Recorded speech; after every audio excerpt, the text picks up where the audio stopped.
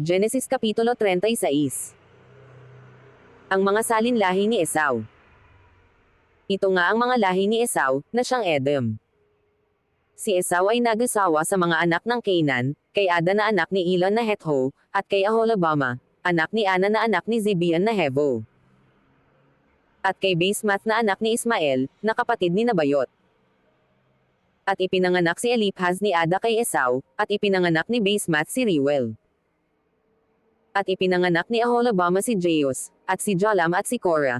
Ito ang mga anak ni Esau, na ipinanganak sa kanya sa lupain ng Canaan.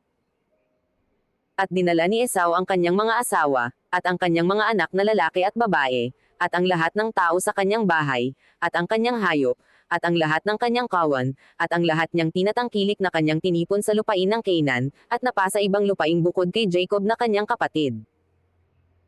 Sapagkat ang kanilang pag-aari ay totoong napakalaki para sa kanila na tumahang magkasama at ang lupain na kanilang pinaglakbayan ay hindi makaya sila, sapagkat napakarami ang kanilang hayop. At tumahan si Esau sa bundok ng Ser, si Esau ay siyang Edom. At ito ang mga lahi ni Esau, na ama ng mga Edomita sa bundok ng Ser. Ito ang mga pangalan ng mga anak ni Esau, si Eliphaz, na anak ni Ada na asawa ni Esau, si Reuel na anak ni Basemath, na asawa ni Esau. At ang mga anak ni Eliphaz, ay si Teman, si Omar, si Zepho, si Gatham at si Senaz. At si Timna ay babae ni Eliphaz na anak ni Esau, at ipinanganak niya kay Eliphaz si Amalek. Ito ang mga anak ni Ada na asawa ni Esau. At ito ang mga anak ni Reuel, si Nahat, si Zerah, si Sama at si Miza. Ito ang mga anak ni Basemath na asawa ni Esau.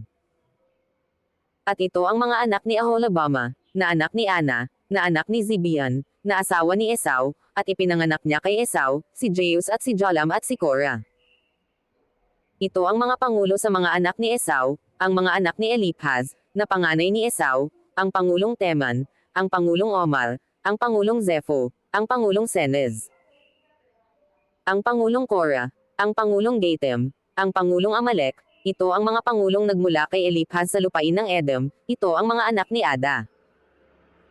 At ito ang mga anak ni Reuel na anak ni Esau, ang pangulong Nahath, ang pangulong Zerah, ang pangulong Sama, ang pangulong Miza. Ito ang mga pangulong nagmula kay Reuel sa lupain ng Edom. Ito ang mga anak ni Basemath, na asawa ni Esau. At ito ang mga anak ni Aholibama na asawa ni Esau, ang pangulong Jeus, ang pangulong Jolam, ang pangulong Korah. Ito ang mga pangulong nagmula kay Aholibama na anak ni Ana, na asawa ni Esau. Ito ang mga anak ni Esau, at ito ang kanilang mga pangulo, na siyang Edom. Ito ang mga anak ni Ser na Horyo, na nagsisitahan sa lupain, si Loten at si Sobal, at si Zibeon, at si Ana, at si Dison, at si Ezer, at si Disan. Ito ang mga pangulong nagmula sa mga Horyo, na mga angkan ni Ser sa lupain ng Edom. At ang mga anak ni Loten, ay si Hori at si Heman, at ang kapatid na babae ni Loten ay si Timna. At ito ang mga anak ni Sobal, si Alvan, at si Manahath, at si Ebal, si Zepho, at si Onam. At ito ang mga anak ni Zibeon, si Asha at si Ana. Ito rin ang si Ana na nakasumpong ng maiinit na bukal sa ilang, nang pinapanginginain ang mga asno ni Zibeon na kanyang ama. At ito ang mga anak ni Ana, si Dison at si Aholibama, na anak na babae ni Ana. At ito ang mga anak ni Dizon, si Hemdan, at si Eshban, at si Ithram, at si Cheren. Ito ang mga anak ni Ezer, si Bilhan, at si Zovan at si Akan. Ito ang mga anak ni Disan, si Huz at si Aran. Ito ang mga pangulong nagmula sa mga Horyo, ang pangulong Loten, ang pangulong Sobal, ang pangulong Zibeon, ang pangulong Ana, ang pangulong Dison, ang pangulong Ezer, ang pangulong Disan. Ito ang mga pangulong nagmula sa mga Horyo ayon sa kanilang mga pangulo, sa lupain ng Ser. At ito ang mga hari na nagsipaghari sa lupain ng Edom bago maghari ang sinumang hari sa angkan ni Israel. At si Bela na anak ni Beor ay naghari sa Edom, at ang pangalan ng kanyang bayan ay Dinaba. At namatay si Bela, at naghari na kahalili niya si Jobab na anak ni Zerah, na taga Bozrah. At namatay si Jobab at naghari na kahalili niya si Husam, na taga lupain ng mga Temaniyo. At namatay si Husam, at naghari na kahalili niya si Adad, na anak ni Badad, na siya ring sumakit kay Midian sa parang ni Moab, at ang pangalan ng kanyang bayan ay Avita.